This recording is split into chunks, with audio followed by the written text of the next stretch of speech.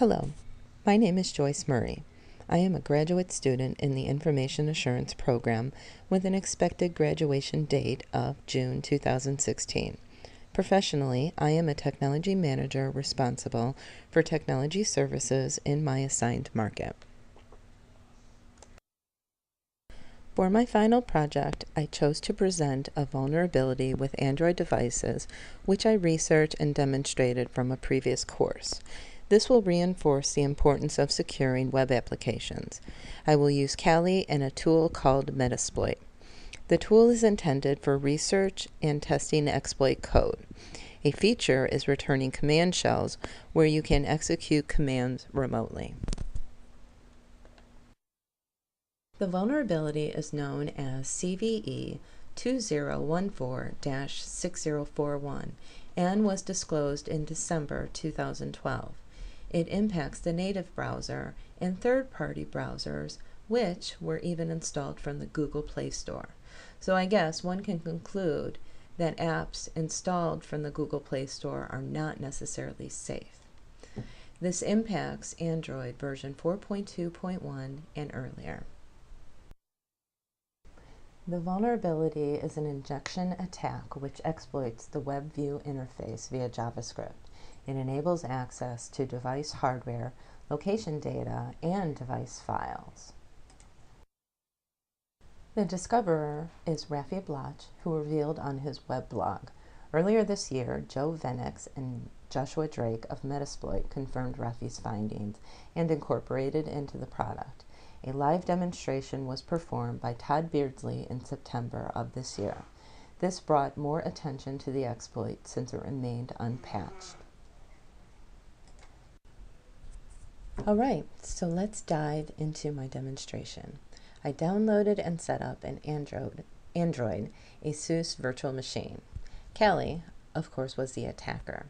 After finding the IP address, I fired up MSF console with the web view and JavaScript interface. So the Kali attacker will host a web page with malicious JavaScript. On the next screen, you will see the live demonstration. I will browse to the attacker web page. The attacker will examine the device, transfer a file, display a file, and then delete it. Note, the session will stay conveniently alive until the web page is actually closed. Just think, most people leave their tabs open. Okay, so my Kali attacker is located on the left, while my Android virtual machine is located on the right. And here I'm actually navigating to the page that was set up from Metasploit.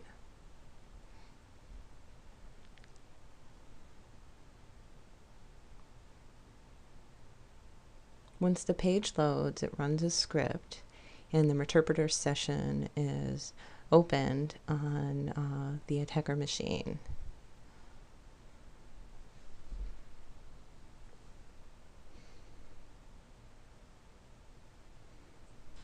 And here I'm issuing the command to get the user ID of the currently logged in user. That command did not actually run correctly for me.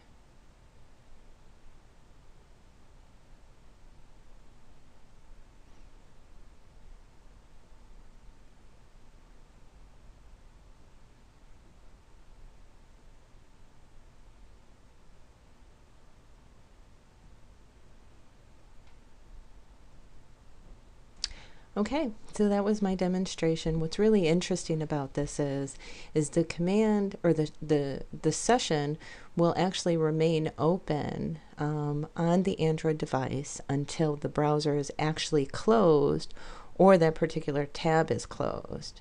So again, you have a pretty good persistent connection with the hardware. My test limitations were limited control of hardware, and I was unable to promote to elevated credentials. My privileges were merely that of the browser. After much searching, I can only conclude this was due to the virtual machine being a rooted device. Here is a screenshot of my daughter's phone, which runs Android version 4.4.2 in a popular browser, Maxim.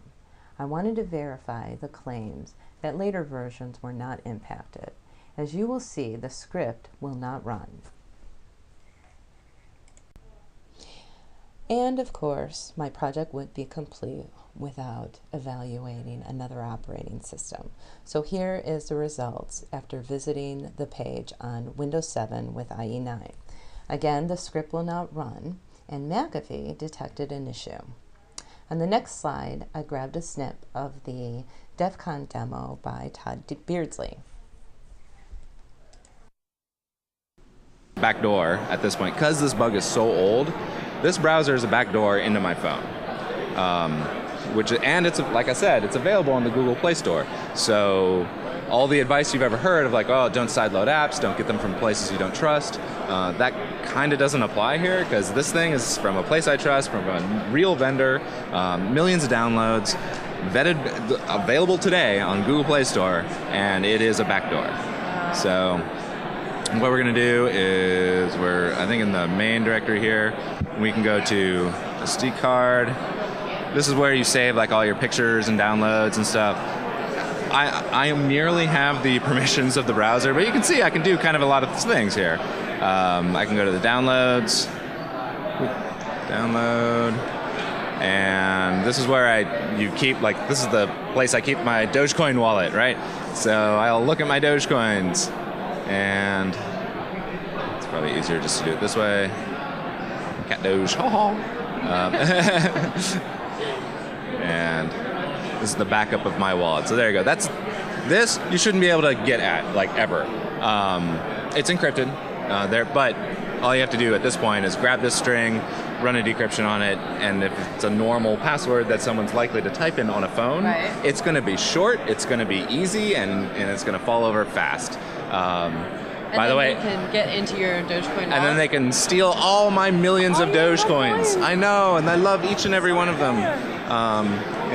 You could, obviously, I like Dogecoin. Bitcoin is the same deal. Defcoin is the same deal. Litecoin is the same. So that's where like all those backups are. But here's something cool. If I do help here, because I'm in an interpreter shell here, so I can do webcam. This stuff is really neat. Webcam list. And so, yeah, this guy has a camera, right? He's got a camera, he's got a camera. It's a little more dramatic if he had a front camera, but he doesn't. But if it did, I would just pick that one, and I can do something along these lines. I could do webcam, if you don't mind, Alicia being my model. I'll just do one of these. I don't know how to line it up or anything. Usually, it does it sideways, but I do a snap. And so I can take pictures off of my victim phone and pop them. Okay. So now let's take a look at the market impact. According to Net Market Share, Android owns 46% of the mobile and tablet market. So, of the 46% market share, 62% of Android devices are running older operating systems which are vulnerable. That's over half of Android's devices, which is a pretty large number. This data came from the Android Developer Dashboard. Note, there are still pay-as-you-go devices available in stores today, according to my research. To mitigate this risk, if possible, update your OS. Do not visit any unknown sites, and never scan in those QR codes from unknown sources. Even if they're offering you some promotion or something, just know that it's really not a good idea. Hopefully, with some more of this publicity on this exploit, there will be an update for these older systems in the very near future. All right, that concludes my presentation. Hope you enjoyed it, and thanks everyone.